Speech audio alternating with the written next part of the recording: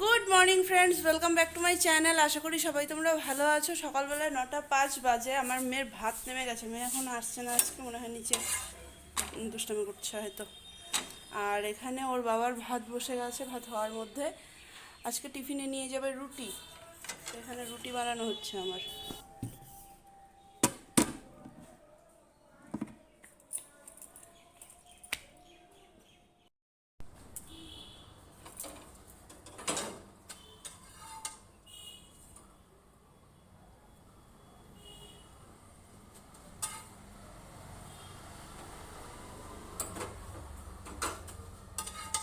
সুন্দর ফোলা ফোলা রুটি।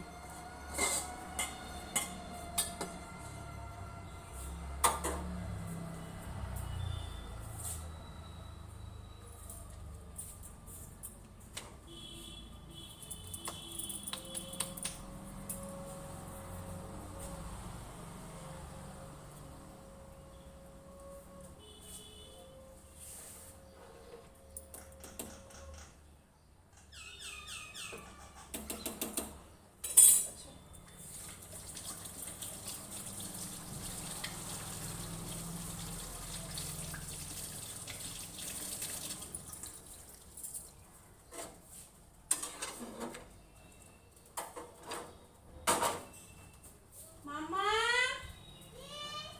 খেতে চলে আসো, মা দেরি হয়ে যাচ্ছে তো।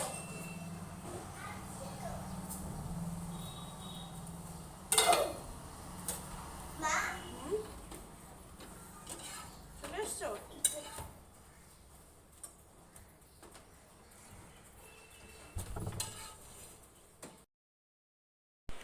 11:15 বাজে। আমার এখানে পূজা কমপ্লিট হলো।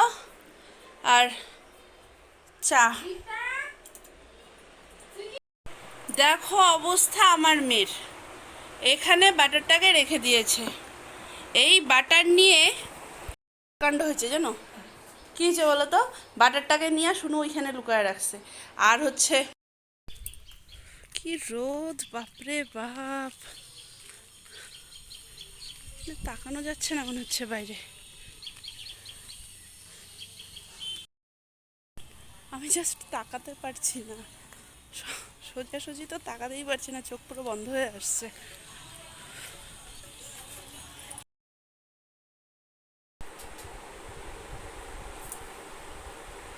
হোমওয়ার্ক টাইম এখানে বাড়ানোর জন্য যেই দরজাটা লাগিয়েছি অমনি এদিকে একটু বৃষ্টিও হয়ে গেল, চালটা ভেজা। আর আমার ঘরে দরজাটা লাগানো থাকলে না কিচ্ছু বোঝা যায় না। একটু আজকে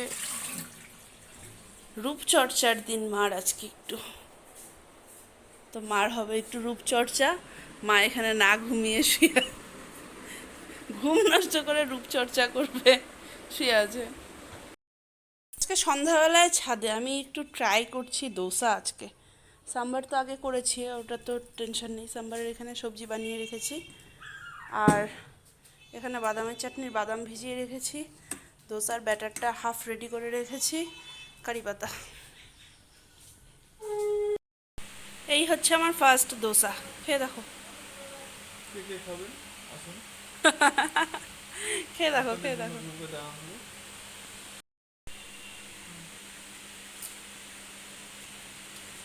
হুম, ঠিকঠাক। আমার সেকেন্ড দোসা হচ্ছে, আর একটু আস্তে খাও।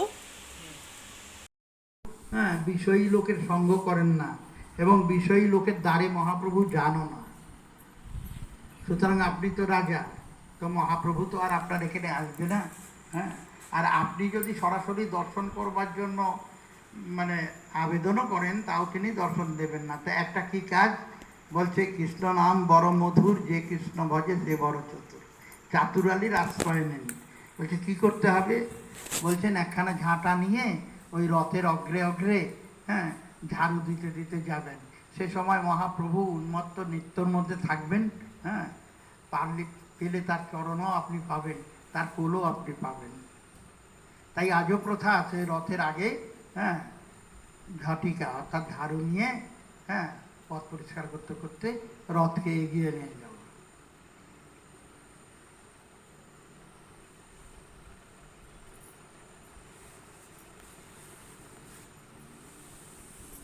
দই রাতে 11:45 রিভিউ দাও, দোসা কেমন খেলে? ভালো, হ্যাঁ খুব ভালো।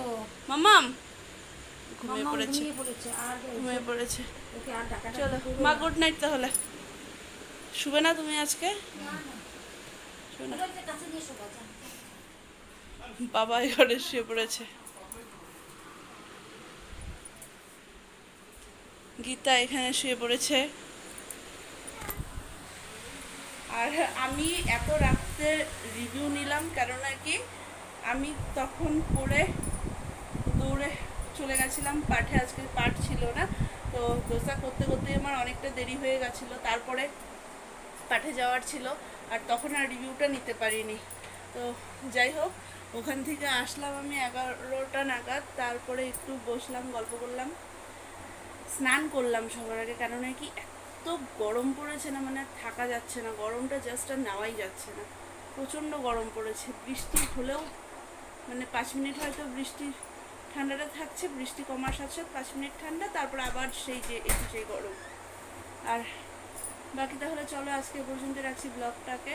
আর যদি কিছু ভালো লেগে থাকে তাহলে please do like, comment and share আর সাবস্ক্রাইব করে দিও প্লিজ আমার চ্যানেলটাকে। চলো ta-ta, bye bye, good night.